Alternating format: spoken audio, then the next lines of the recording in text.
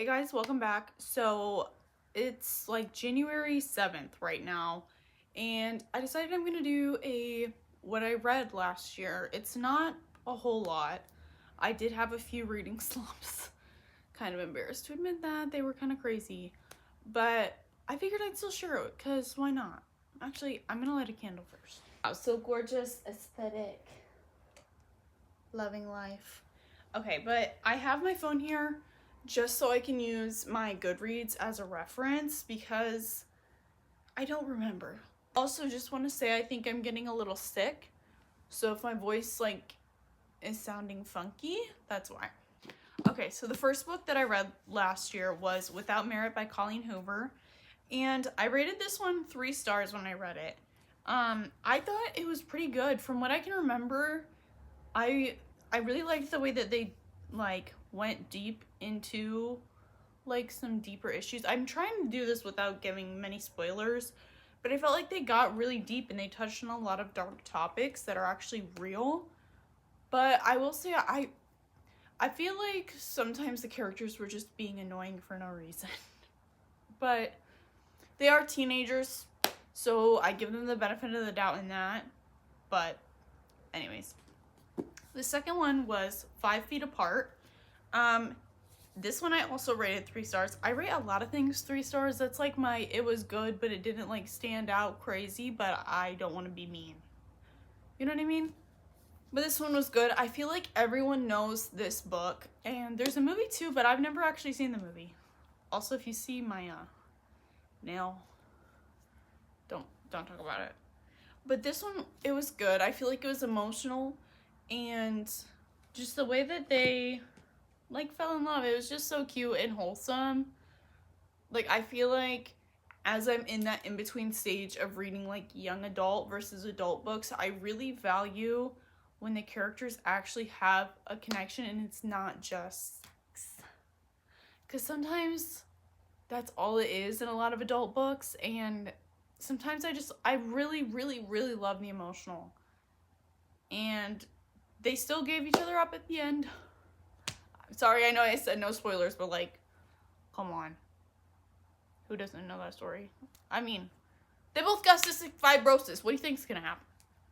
Okay, and like I said, I had numerous reading slumps this year, okay? It's not about quantity, it's about quality and enjoying yourself.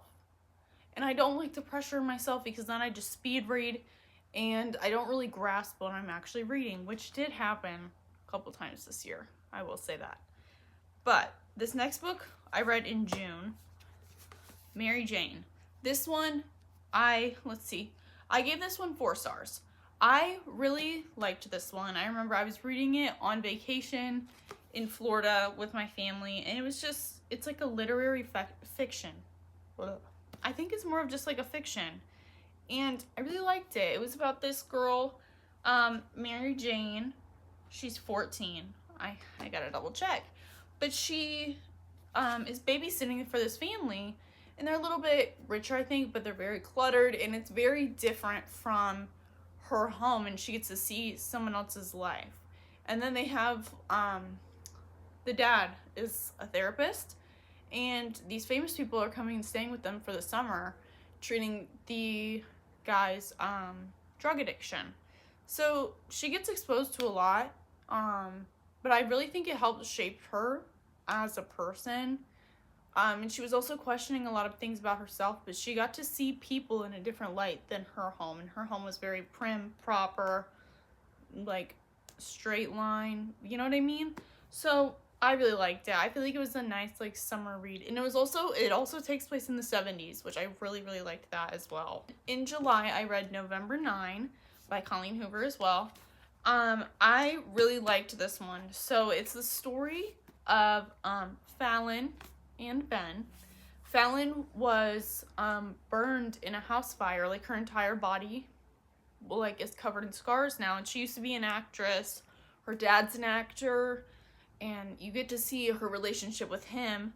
But Fallon and Ben meet, and they really fall for each other, but Fallon wants to focus on her career. So they make this agreement: we're gonna meet once every year on November 9th. And then you just get to see, like, their story grow. And I think it's crazy, like, they're so committed, but the things that happen are also insane. Like, both of them individually. But I don't want to spoil it. But it was good. And now that's what I think of on November 9th.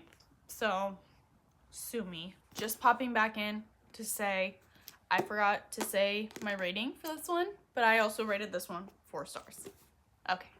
Okay, the next book I'm going to talk about, easily my favorite of the entire year. This was a 5-star read for me, and I don't think I had very many other ones.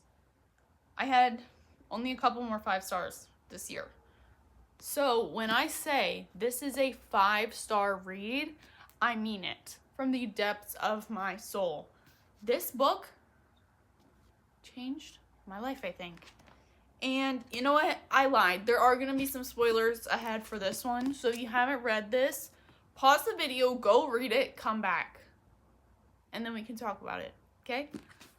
But this book is just a masterpiece. And honestly, the part that I didn't like the most was Monique. I was tired of hearing about her life. Like, she was the one writing the book about Evelyn. Like, I didn't want to hear about her life. I just wanted to hear about Evelyn, which I know probably is messed up, but like, which you find out at the end why we needed to know a little bit about Monique's life because of her father's involvement. But I think what really struck me the hardest about this book was her battle with coming out as, I don't remember exactly what she labeled herself, but just the fact that she was in love with Cecilia.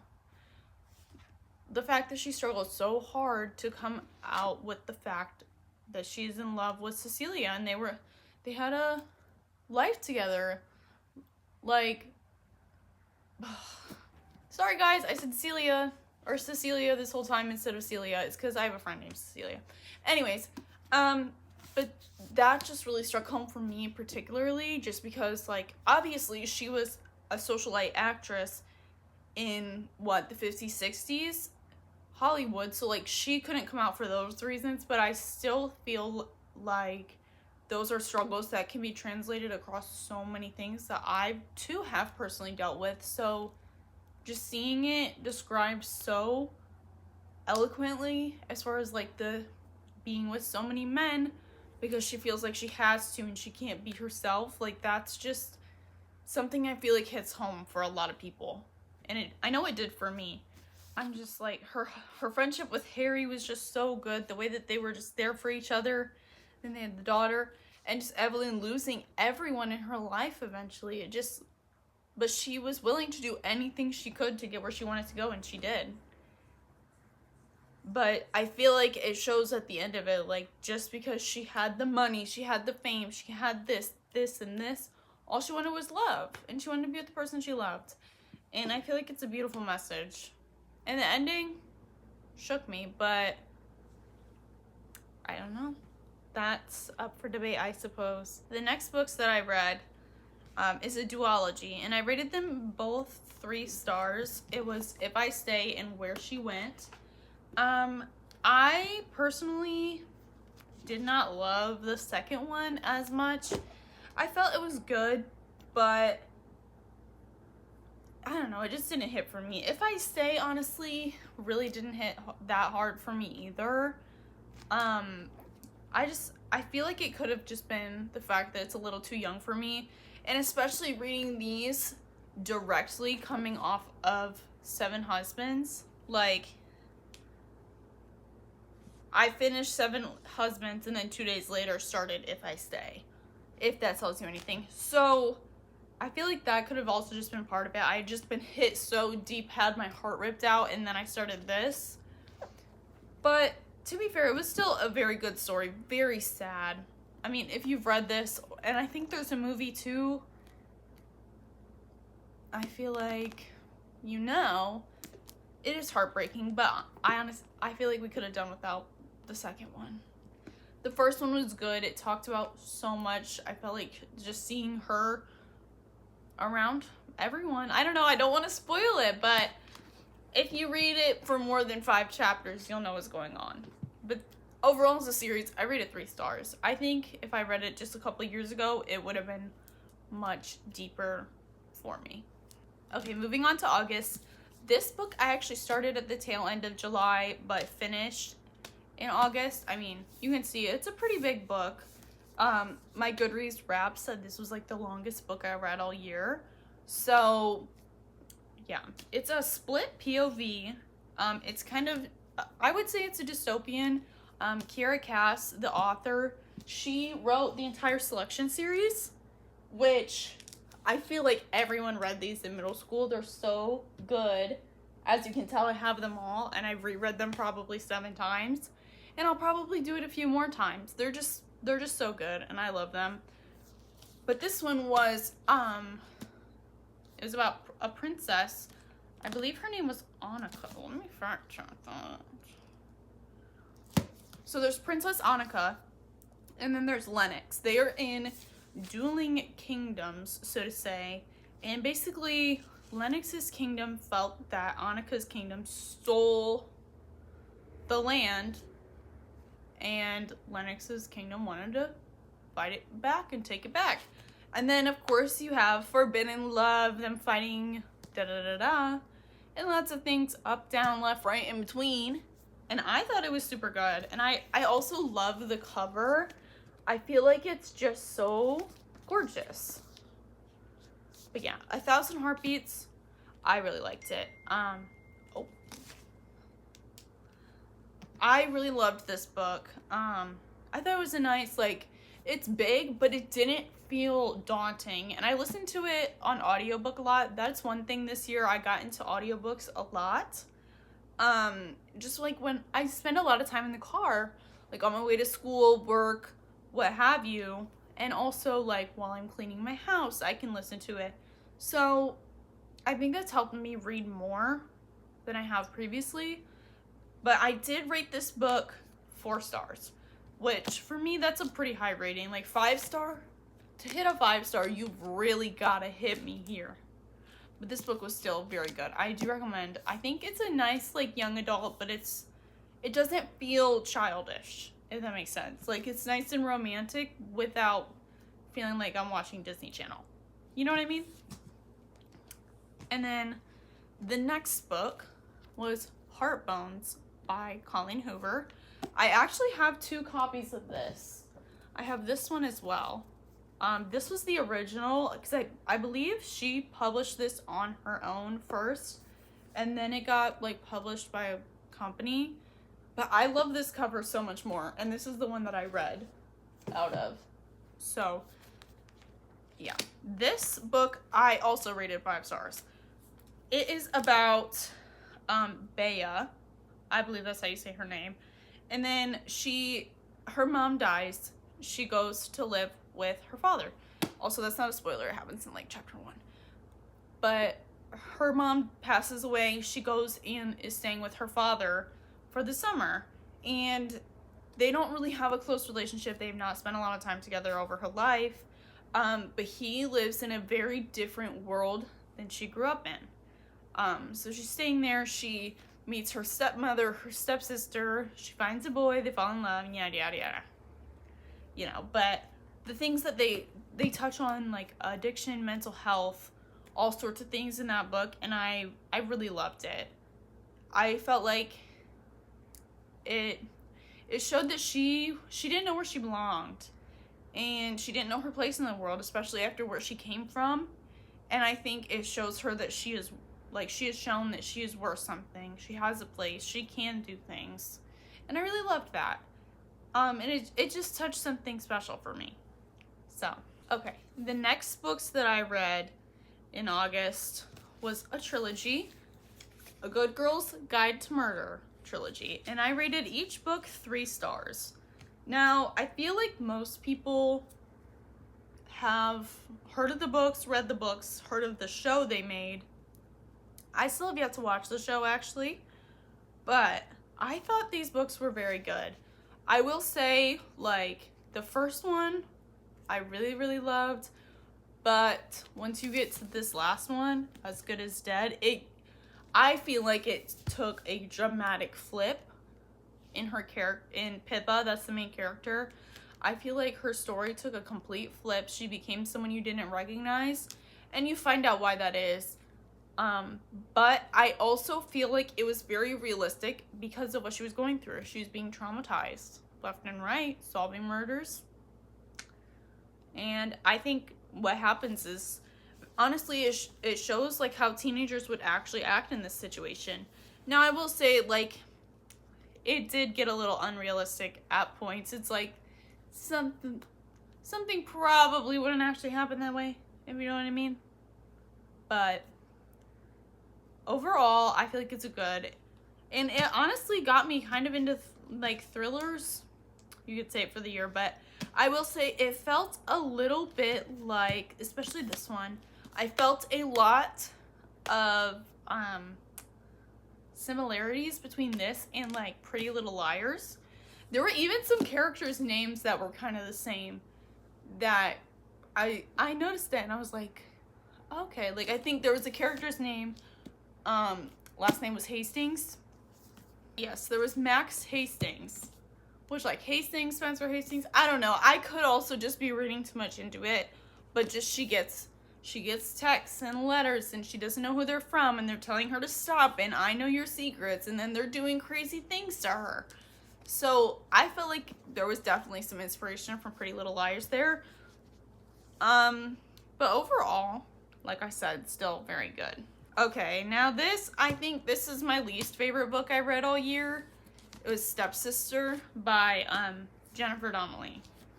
Now, as you can probably tell, it's basically like a retold Cinderella, but from one of the ugly stepsisters' point of views.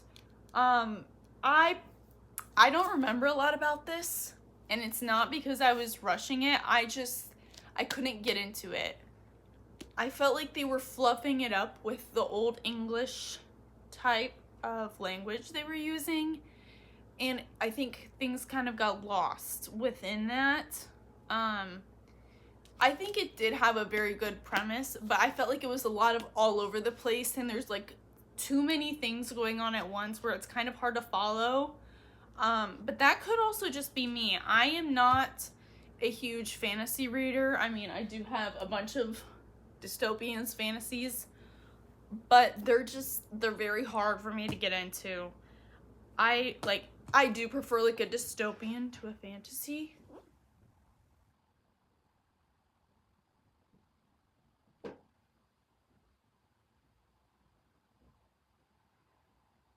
I think my Amazon came. Sorry, there was my Amazon package was getting delivered, and I'm like right by my front door, and I just heard him like bumping around, and it freaked me out for a second. I'm not sure where I was at, but like fantasies are just hard for me. I did rate this 2 stars. I'm not sure if I already said that. I think I did, but I don't know. This one just did not hit for me. That's how I would describe it. So this one, I'm actually giving this away to my sister because she's a few years younger than me, and I think she would enjoy it a lot more. She's more of a fantasy reader. And I also feel like it could have just been too young for me as well. But I feel like there's not really a good way for me to find that out until I'm reading things, and I'm trying to make my way through my bookshelf more than just keeping on buying new books. You know what I mean? Now, we are moving on to September, which this is the month that I read the most books, I would say. This is my stack for September. So, first, I read the Housemaid series. And yes, I did just see the movie that came out. Okay, let's see what I rated these. So, The Housemaid, I rated 5 stars. The Housemaid's Secret, I rated 5 stars. And The Housemaid's Wedding and The Housemaid is Watching, I rated 4. So The Housemaid, very good. The movie was pretty good too. They did change some things, if you guys have seen that, but I didn't hate it. I just feel like they added more drama because it was on TV or movie now. But This was good. I did not see the plot twist coming, and I'm trying not to spoil it, but I feel like most people know. But I truly did not see it coming. I was rooting for them. If you know what I mean. That book, it really messed with my head. The Housemaid's Secret. Honestly, I feel like this one was more of a mindfuck than The Housemaid. It was crazy. Like, I really truly did not expect all the teeny tiny twists. It was crazy. But it was so good. And I fear I may have spoiled myself with Freedom McFadden. I fear I may have spoiled her for myself because I've read a couple more of her books since this. And they're just not as good. I did that with Colleen Hoover too. The first book I read of hers was Verity. And now nothing hits as good. But this was still very good. I love those two 5 stars for me. They were great thrillers. For me, like, a thriller to hit 5 stars is like, you have to shock me at least once. And those both did. The Housemaid's Wedding, obviously. Very small novella. I thought it was nice. It was cutesy. Not cutesy. I don't know why I said that. It was not cutesy. But it was nice. It was simple. And it still had the little plot twist that had me shook in like 60 pages. I don't understand. It's like, I think I know what's going on, but somehow she has something even more in left field than I thought. So, I don't know. It's a little crazy, but I still thought this was good. And then The Housemaid is Watching. This one was definitely my least favorite of the 3 major books. I feel like parts of it were like a little rushed. I feel like we could have done without this one, to be honest. It wasn't bad by any means. There was kind of a lot going on. And I feel like she tied it up, but some of it was just like, whoa. And like, I still had some unanswered questions. However, a certain someone from book 1 returning, I did not expect that. So I was still shocked. There were some moments I was still shooketh, you could say. It just didn't hit as good as the first 2. My next one was Beach Read by Emily Henry. I know. I probably should have read this like years ago because everyone always talks about this book. I rated it 4 stars. I feel like the way that we get to see the main character, January, change and kind of change her thinking about certain things throughout this was really nice. You get to see her come to terms with a lot as far as her family, how she feels about herself, her love life even. So I liked it. And there's always a little bit of competition. There is some spice in here, which I really was not expecting because the cover. But it's always the cutesy covers that'll get you. But overall, 4 stars. I liked it.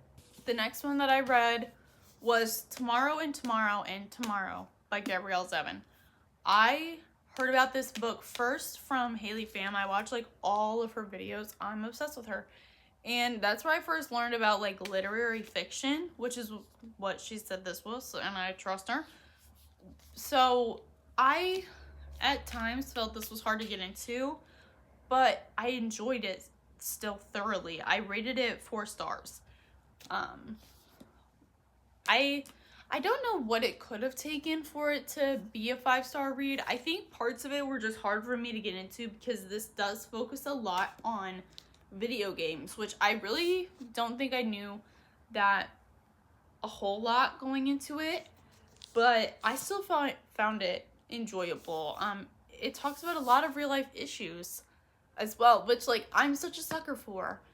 There's a lot of like crazy things that happen, but it is slower. I will say that. There's a lot to it, but I mean, as I just opened up, I still found points where I found myself underlining, and I swear that's a good sign. So I definitely recommend this. Just know that you are going to be in for kind of a slower ride, but it's worth it. There's relationships, friendships, work-life balance, work relationships, friendships, all mixed in together, and I really, really, really enjoy it. So I definitely recommend that one. It's hefty, but I think it's worth it, and I also think the audiobook helps with it as well. The next book that I read was Paper Towns by John Green. I'm obsessed with John Green. Back in high school, I read Looking for Alaska and obviously The Fault in Our Stars, but Looking for Alaska is still one of my top favorite books to this day. It's just so good, and this one also was so good. I rated it 3 stars, though. Like, it was good, but it was not like good. You know what I mean? But I did really enjoy it. For me, it was more of a palate cleanser because I did read it right after reading this. So I needed something lighter, quicker, easier. But I do like how they got into the characters' heads. Like, that's just my favorite. Like, I like to know what everyone's thinking. And Quentin was just, he was along for the ride. And he wanted to figure out where Margot went. And I loved that. He was in love with her. I think that's very clear. But Margot's just a mysterious girl. And you gotta figure out what happened. Where'd she go? And that's not a spoiler. It's on the back. Okay? I feel like I'm not very good at these videos, but whatever. And then the next 2 books I read, I do not have them physically. I read them like ebook and audiobook. But it was The Perfect Marriage and The Perfect Divorce by Geneva Rose. And I rated The Perfect Marriage 4 stars and The Perfect Divorce 3 stars. Now, I thought they were good, but I did guess some things here and there in both books. I feel like we could have done without the second one again, but it was still good. I really did enjoy it. It's about this lawyer, Sarah Morgan, her husband, this is all things in the synopsis, her husband was having an affair and his mistress ends up dead in their lake house. And she defends him. And then you find out a bunch of crazy things, as you do in all the thrillers. And I felt like it was very good. I really, really enjoyed it. And I like seeing a crazy, psycho boss lady as the main character. Like, I love a smart woman who can get away with stuff. Sue me. Okay. The second one, I thought it was good. I feel like what she did was a little unnecessary in some points, but she's a crazy lady, what can I say? But overall, I enjoyed reading them. And then the last books for September was this trilogy. Maybe Someday, Maybe Not, Maybe Now by Colleen Hoover. These, I rated the series 3 stars as a whole, but looking back now, it's probably more of a 2 for me. Honestly, my favorite was this book, the little novella, and it didn't even focus on the main characters. It was about Warren and Bridget, like the roommates, not the main characters of the other 2. Like Sydney and Ridge, they were just annoying me. I don't love a cheating trope. I don't, and I feel like Sydney was very annoying. She knew what she was getting herself into. She knew what she was doing. And I feel like I did enjoy like him being deaf. Not that sounds bad. Just how they delved into him being deaf and his life with that. But I did think it was strange how they all stayed friends with each other after like all the cheating and craziness. So, I don't know. I feel like it could have been one book. The last one was kind of a snooze fest for me. It was just like, oh my gosh, we're in love, but we have problems. I'm like, okay, boring. But yeah, Warren and Bridget, I would have read a whole book about them. Like, this was good. It was spicy, but I mean, it's Colleen Hoover, so like, what do you expect? I don't know. In conclusion, I'd say honestly now it's more of a 2.5 for me. So for October, the first one I read was My Best Friend's Exorcism by Grady Hendrix. I really liked this book, actually. It was my first like spooky Halloween-y book, actually the only one that I read. But I really enjoyed it. I thought there was a lot of like crazy, like gross stuff. And I really enjoyed how they delved into that. Like, I like more of like the creepy monster, ghosts, exorcism, like that kind of thing. So I don't know, I really enjoyed it. There was a lot to this book too. There's a lot of little details which I really liked, and it makes you as the reader feel like you're kind of going crazy at the same time, which I like that. I like when it messes with my head. It was fun though. It was in the 80s, so you get a little bit of a throwback with that. I did watch the movie that goes with this. The movie was not as good. But when are they ever? Let's be real, when are the books ever, or when are the movies ever as good as the books? But I still did enjoy it. I feel like the ending was a little wonky in some spots. I'm just like, so everything kind of just snaps back. I don't know. It has been a few months, so I might be off. But I did really enjoy this book. I rated it 4 stars. So, the next book, I feel so mean, but this is my next book for October, Pumpkin Spice and Everything Nice, by Katie. I'm not sure how to say her last name. I'm really sorry. I don't want to butcher it. I rated this 2.5 stars. This, you probably recognize it. It was the $5 book at the Starbucks and Barnes & Noble.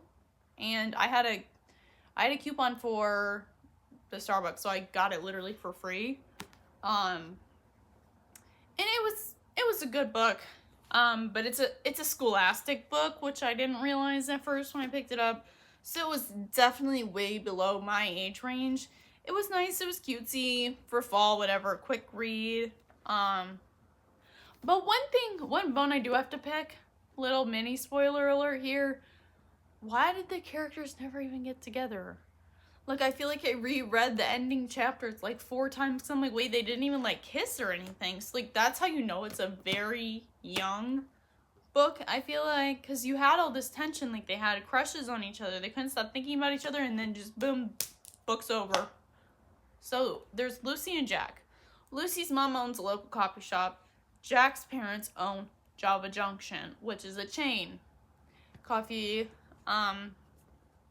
But they're like fighting against each other. There's this fall festival. They live in this, like, I think it was in Massachusetts, somewhere like New England during fall time. So it's beautiful. They have lots of tourists, and basically they're just trying to keep her mom's coffee shop open. So she's trying to come up with a perfect pumpkin spice latte, even though she does not like pumpkin spice lattes. But then they're competing. Her and the boy have crushes on each other, and then, like I said, nothing. So I think it's cute. I'm giving this one to my little sister as well. I feel like she will really enjoy this. Okay, and then I did have another couple month slump. Sue me. But I didn't read any more books till halfway through December. And it's only because I had 2 books left to finish for my reading challenge, which I did complete. I read 30 books this year. Thank you for the applause. Hush Hush by Becca Fitzpatrick. I was told to read this by my sister and my mom. They put us in a little book club with them, and then my mom's best friend. And it was okay. It just, for me, I couldn't get into it. I don't know what it was, so I did rate this 2.5 stars. I really tried to get into it, and I felt so bad because my family is like obsessed with it. But there's 3 more books. There's no way I'm gonna read them. I already told them I'm giving this one to my sister too, so she has her own copy. But it's about fallen angels. This fallen angel comes, and there's a bunch of things like they have to like save lives or what have you. There's a lot of people that are kind of sus, if you know what I mean. Nora is the main character, and then Patch, main male character. I'm assuming that's the dude on the book. But he, like, they're forced together as lab partners. They have crushes on each other, yada, yada, yada. But Nora's best friend V in this book was pissing me off. She was so annoying and, like, giving, like, pick me male attention. I need it. You know what I mean? But I feel like this is a very good book. I think I would have enjoyed this more when I was, like, 16, 17. Maybe in, like, 14 or 15. It's just, it didn't hit for me. I wanted it to dive more into the like fallen angel aspect than it did, but it was more of just like a background thought. And the main thought was like them being in love, and then there's these other weird people, and everybody's dating each other, and da da da da da. And I wanted to know about the angels. Like, that's what I was going into it thinking it was going to be about. So I think I was just kind of let down. Not by any fault of anyone else but myself, though. Okay, my final book of 2025 was The Surrogate Mother by Frida McFadden.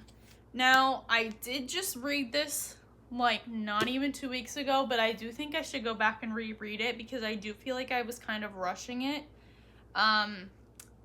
I finished it on New Year's Eve about 2 hours before the day ended. So I think I was kind of rushing it, but it was good. I did like it. I rated it 3 stars, but it just, after reading The Housemaid, I think my expectations were way higher than they needed to be, but it was good. It's about the main character, Abby. She wants a baby. Her adoptions keep falling through. Her and her husband are unsuccessful at having a baby, so her assistant at her job offers to be a surrogate for her. And then you learn a lot more things about Abby and Monica, and then her husband, and then Monica's being a little sketchy girl. What's going on? And then there's a lot to find out and unpack. So I do think this was very good. I would like to see a movie off of this one as well. I think it could be very good. I did enjoy this. It just wasn't as enjoyable as some other thrillers I read this year. But with that being said, that is all the books I read in 2025. And I think that's the most books I've read in a year to date since I was probably in kindergarten and read tiny little books. My 2026 reading challenge is 35 books. I didn't want to make it too steep and put too much pressure on myself, but I am already 2 books in. So, a little pat on my back to myself. And if I can read a good amount this year, I'm going to try and do monthly reading wrap-ups. But if not, I'll see you probably again this time next year. Sorry, this video is like over a week late, but better late than never, you know what they say. But anyways, thank you for watching. I hope you enjoyed it. I know I'm kind of bad at explaining things, but either way, I'm glad to have you. And I'll see you later.